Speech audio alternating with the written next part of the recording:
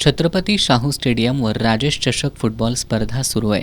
या स्पर्धेतील आज सायंकाळच्या सत्रातील सामना प्रॅक्टिस फुटबॉल क्लब विरुद्ध बालगोपाल तालीम मंडळ यांच्यात खेळण्यात आला. सामन्याच्या सुरुवातीपासूनच दोन्ही संघांकडून आक्रमक चढाया करण्यात आल्या.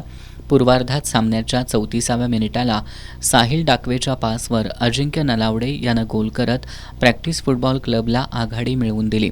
उत्तरार्धात प्रॅक्टिस फुटबॉल क्लबच्या अजिंक्य नलावडेच्या पासवर केवल कांबळे यानं गोल नोंदवत संघाला 2-0 अशी आघाडी मिळवून दिली.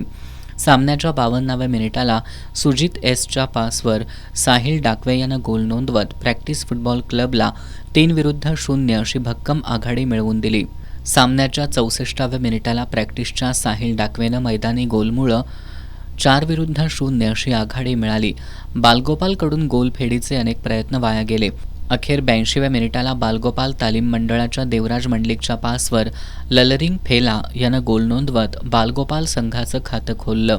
सामना वेळेत 4-1 अशी आघाडी कायम राखत प्रॅक्टिस फुटबॉल क्लबनं हा सामना जिंकला.